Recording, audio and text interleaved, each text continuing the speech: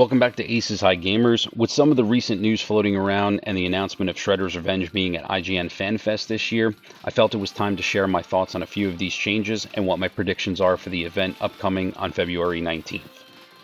Now, starting off, I want to go over a change that's been brought to my attention from numerous people. However, I'm late to the party when reporting it myself. The Shredder's Revenge Steam page has gone through one minor revision recently, and that is the release date. It originally said 2022, but now it says coming soon. This is quite peculiar. If the game is indeed coming out this year, why bother changing it to coming soon all of a sudden? Now, there's pretty much a 50-50 toss-up on the reasoning here. One, the game may be falling victim to another unfortunate delay, let's hope not. Or two, we're actually approaching the release date sooner than we may all realize, which would also mean that it is possible that we may be getting release date announcements soon, maybe even on the 19th, but more of that later.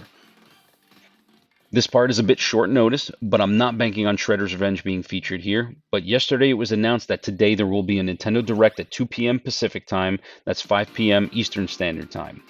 With Shredder's Revenge coming to IGN Fan Fest, I doubt there will be anything today regarding this game this close together within two different events. It just doesn't make sense to me.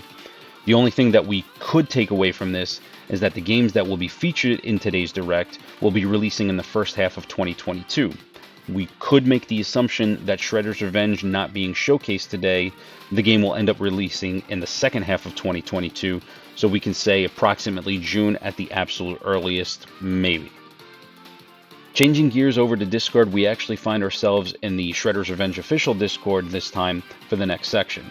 Mid last month, some users were asking about news and wondering why things have been so quiet for the last then 5 months. Yannick here replying that they cannot update anyone and that it actually must go through Dotemu and Nickelodeon first. This is something I've actually gone over in other previous videos. They get to put in their thoughts and any kind of input, but they're not allowed to actually say anything until they're actually given the green light to do so.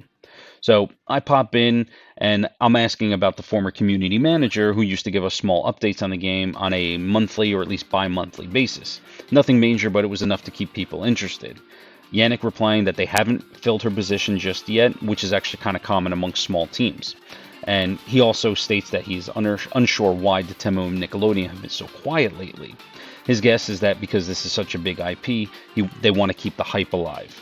Now, I asked about someone who was supposed to take the place of the former community manager, giving those updates going forward, those small ones, but there was no mention of this individual in any of the current replies, and there's been nothing from this said individual in the Discord whatsoever since the past community manager's departure. So I think it's pretty safe to say we're not going to get any of those small updates any longer.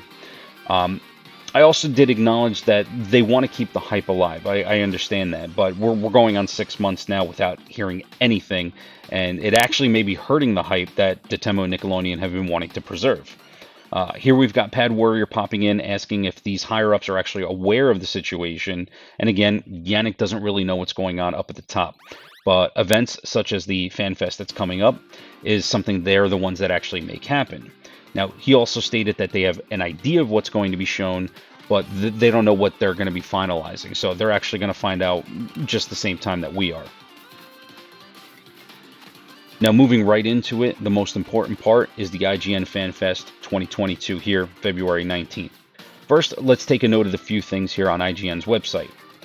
Quote, Halo, Spider-Man No Way Home, and Teenage Mutant Ninja Turtles highlight this year's panels and interviews.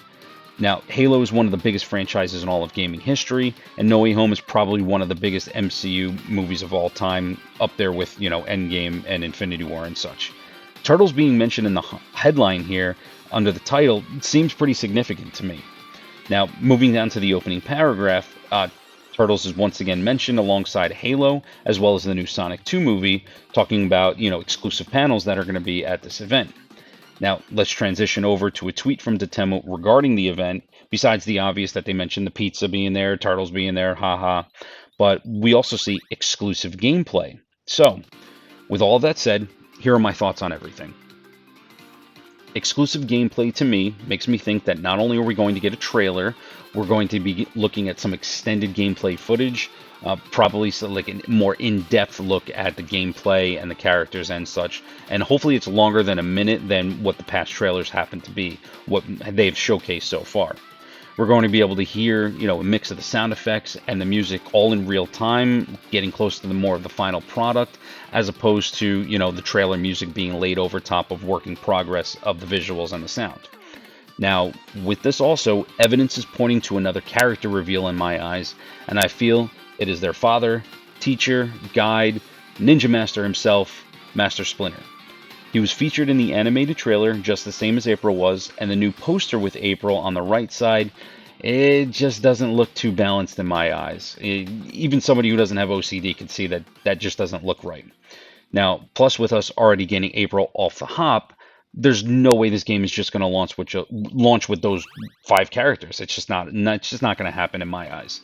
Maybe the 4 turtles by themselves, yes, but with Tribute adding in April, who's going to be part of the launch of the game, it is almost certain that another character, and again, in my speculation here, it would be Master Splinter, is going to be part of that launch of this game.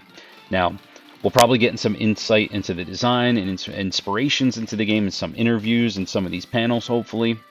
But unfortunately, I don't think we're going to get a release date at this event.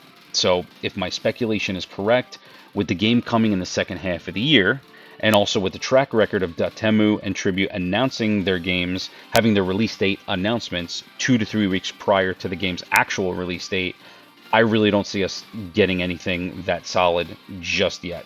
Maybe a little bit closer to June, third, fourth quarter of 2022, but unfortunately not at the Fan Fest. Leave me a comment down below what you think. Are we going to get a release date? Do you guys think that I might be wrong about that? Will Splinter be confirmed as a playable character here on the 19th? Is it going to be someone else like Casey Jones, for example? Will we just get another minute-long trailer of just additional footage and nothing new? I'm curious to hear what your thoughts are. So that will do it for my speculations for the changes, news, and upcoming events revolving around Shredder's Revenge.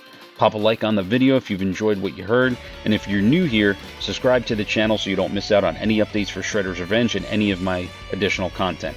Thanks again for watching, and be sure to tune in after the 19th as I'll share my thoughts and breakdowns of what Tribute and Dotemu have waiting for us. Take care.